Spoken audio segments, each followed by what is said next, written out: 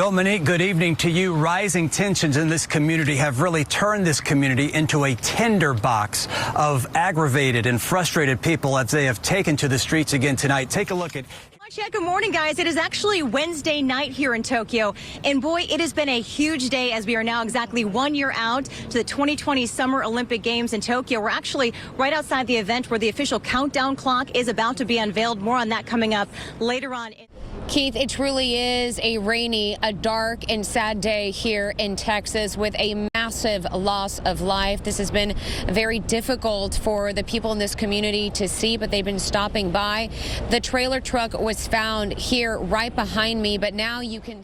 Yeah, well, Chris, Dominique, the rain just picked up, but the flooding at this intersection already is the story. Just let me step out of the way and give you a look. We're at the 10,400 block of West Belfort at the Beltway, not too far from Willcrest. And take a look at this intersection. You see that one car... Keith, that cement truck and the family's SUV is still out here on the scene behind me. You can also hear some of the hazmat crews working to put down some sand on top of the chemical that spilled from the cement truck onto the roadway. You could also... The people have been here all night. They are still here, albeit the crowd a little smaller than what it was. You heard from Filona's Floyd there. People here say that they were able to wipe away 11 months of tears. But as the family says, as the president said, there's still more work here to be done. Really glad that we got justice today. The people of Minneapolis are happy right now. At 38th in Chicago, his name... as well his face. Right now I'm grateful that I can sleep and everybody will be safe. Gave a community air to breathe. We had to come to some kind of accord at some point, and maybe this can finally be that flashpoint. Find the defendant guilty. Feet two-step as eyes swell, the juxtaposition of emotions, pictures that describe what this day means and where to go on the next. We can move to the next case, because in my mind, we're not done. What happens next is the question that a lot of people have raised. Yeah, I mean, after Dante just got murdered last week, it was feeling very hopeless. More work to do, they say, at George Floyd Square. These streets belongs to us. Breathing for the man who couldn't because of an officer's knee. We can do all of this organizing here that we want to. We have to get stuff done on a legislative level.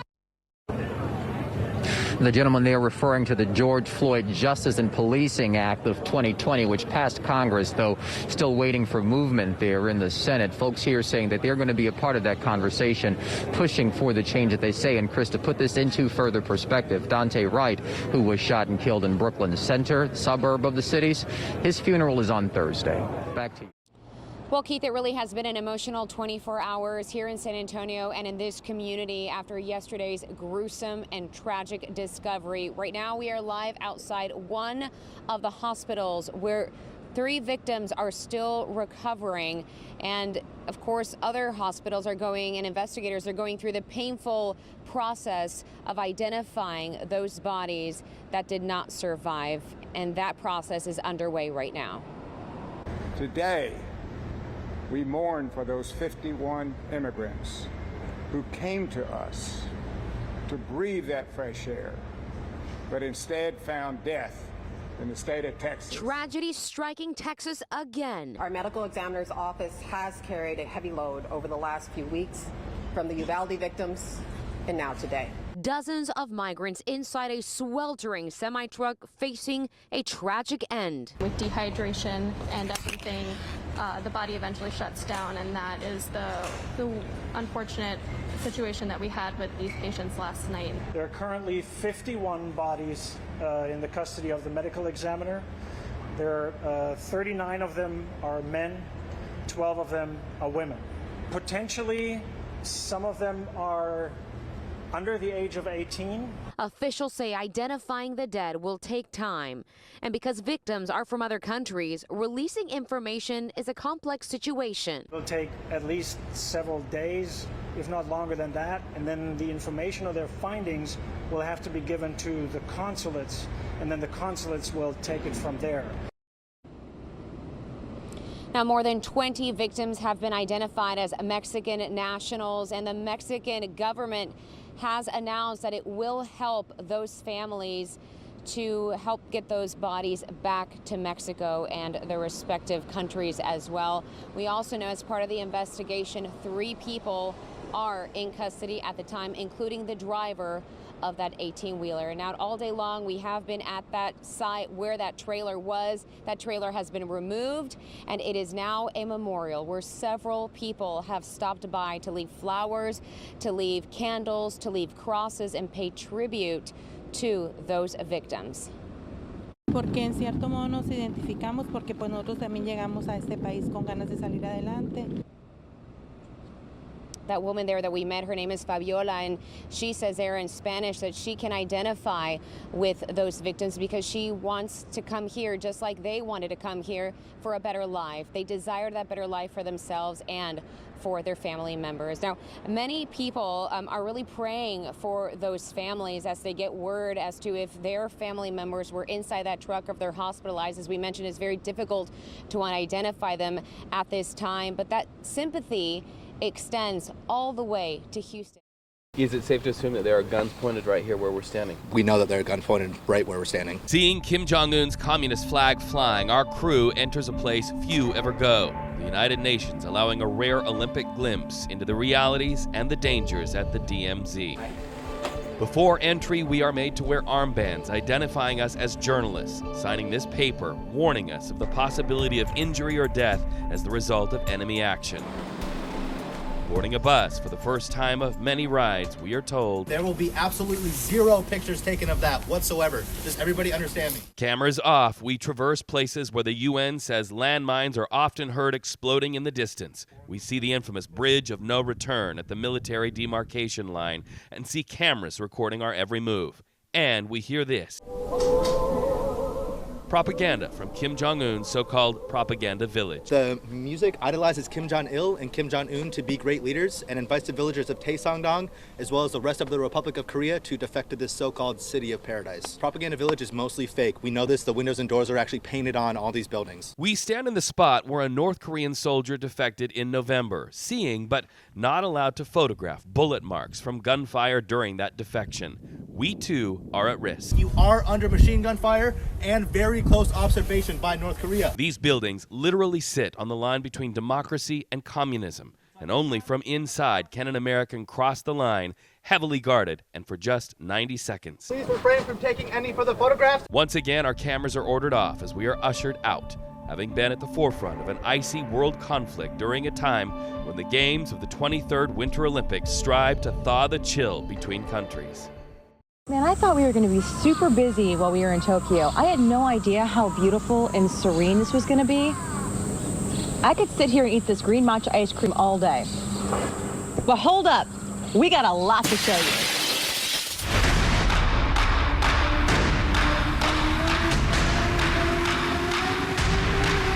In Japan's largest city, Tokyo is a bustling mix of ultra-modern and traditional, from neon-lit skyscrapers to historic temples. With so much to see and do, there's something here for everyone. Our first stop is Yoyogi Park, one of Tokyo's most popular parks. It's made up of large green areas, miles of walking and biking trails, beautiful large trees, even a water fountain with a city backdrop. It's an oasis in the middle of fast-paced Tokyo, charming and functional for all walks of life. Next stop, the Meiji Shrine, the most popular Shinto shrine in Japan. Situated in the sacred forest, the Meiji Shrine was built to commemorate the Meiji Emperor, who died in 1912. His spirit is enshrined here. Every year, more than 10 million people visit this shrine to pay their respects, some leaving prayers and wishes before they go. And at night, the Ginza is bustling. Known as the most popular shopping, entertainment, and arts district in Tokyo, here you'll find everything. Restaurants, coffee shops, boutiques, all the shopping your heart desires, even under the flashy city night lights. Turns out that matcha ice cream is pretty good, and that was just day one of our trip here in Tokyo. Much more to come later on. We arrived earlier today. Now we're outside of Yankee Stadium here in the Bronx, and we ran into a lot of Houstonians on our way here on the flight and while we were visiting. We walked around a little bit just to see what's going on because it's quieter than usual. The big game is tomorrow, and we ran into some people who were doing some trash talking. Houston's a pretty tough team, but we've dealt with pretty tougher teams in the past. This Yankee fan got it right. A tough team, and the Astros are looking for another win. Go Astros! We'll see you at the game. Astros fans made the trip from Houston to a much colder New York, ready to represent H-Town. This is the New York Yankees, man. Storied franchise, you know, Babe Ruth and all, but let's go in there, Astros. Man. Yankees fans know it won't be easy. They're the only team that's really had the Yankees number this year. I mean, you know, they no-hit the Yankees. They beat them in 5 or 7 games. So, I mean, whatever happens, happens. And we've been in touch with some more Houstonians coming out to cheer on our Astros, and we're going to hang out with them tomorrow. We'll walk around New York City, see what's going on right before the game. Of course, we have to represent, well, Houstonians and Astros fans. In the Bronx, I'm Daniela Guzman, KPRC2. Here, again, we knew this area was going to flood, and sure enough, as it does almost every single year, every time we have a major flood, major rain event, this area does see a lot of flooding. Hopefully people stay home, and hopefully people, when they turn, oh, hey, Adrian, oh, here we go. We got a car right here coming, trying to make its way. It looks like it's a small SUV, driving at a high rate of speed. Maybe they think that if the faster they drive, the quicker they'll get through. They are making their way through. Let's see how this goes. They're still moving. Don't know how much engine power they actually have right now. Engine may, and now they're slowing down quite a bit. And folks, this is not what anyone needs to do. It looks like they stalled. Looks like he stalled. Yeah, they're floating now. Yeah, they're floating. Yeah, their engine is stalled. They came around the corner off this feeder road. And came down the road and, you know, going at a pretty decent rate of speed, and maybe they thought if they drove fast enough they could get through it, but that's the result. That is what can likely happen if you're going to try to test these roads with this amount of water. That car was moving just fine, but as soon as it got into the thick of it, I can't believe it is now stalled, and there is an individual in there, maybe more than one individual who was in that vehicle. And now they're going to have to wade their way out or possibly get rescued.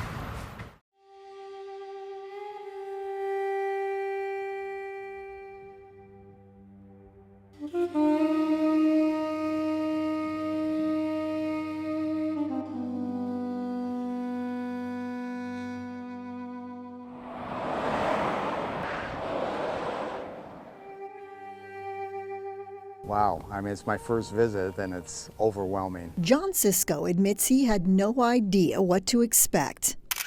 I'm sort of like most people thought, Death Valley, what's actually there? Ready? 1, 2, 3 shots. Visiting Badwater Basin, the lowest point in North America and one of the biggest draws in Death Valley National Park. It's beautiful, and I plan on coming back. And he's hardly alone. Last year, 1.2 million people visited the park, travelers braving the wind and the heat. Oh, that's gorgeous, you guys. Public Information Officer Linda Slater. The record for the hottest temperature in actually in the world was set here in Death Valley National Park. It was 134 degrees, and the record was set back in 1910. But popularity can also be a curse. From graffiti to visitors driving on sensitive salt beds, not everyone is showing the park proper respect. One of the worst examples happening in March, when fossilized animal footprints similar to these were cut right out of the earth and stolen. The fossils estimated at 3 to 5 million years old. I don't know how they did it. We don't know yet. While park staff may be at a loss for answers, there are clues. Rangers now hoping to identify these men who were seen in the area at the time of the theft. Possible witnesses to the crime. The whole idea of national parks is that we have them to enjoy, and we also preserve them for future generations. And these issues aren't unique to Death Valley. Last year, visitation at our national parks set an all-time record of 325 million people, compared to 307 million the year before. Trash, traffic, and vandalism problems now have some parks, such as Zion and Yellowstone, reassessing crowd control plans. As for Death Valley, the area is massive. It's 3.4 million acres, and that puts it as the largest national park unit in outside of Alaska. The beauty of the park is undeniable, and fortunately, the vast majority of visitors are content to come in, take pictures, and move on. But for those who don't, for those who do damage, the potential fines are stiff. From $700 up to $5,000, depending on how much damage is done. One case still being investigated, vandalism at Devil's Hole, home to the endangered pupfish. Last spring, 3 men were caught on surveillance video entering this site illegally. One man leaving behind his boxers after swimming in the water, killing 1 fish. Those folks broke through a chain link fence and shot out some security equipment and went down into an area that's obviously restricted where this endangered species of pupfish lives. So they were out to do harm. And you know, most people are not like that. Most people are not out to do bad things. Slater says since then, the fence was rebuilt and security tightened. As for visitors, I won't even go outside in Vegas in July. Not everyone is looking forward to those ridiculous summer temperatures in Death Valley. But when it comes to vandalism, that's way up on my list of worst things to do. Many say bring on the heat. Denise Roche, News 3.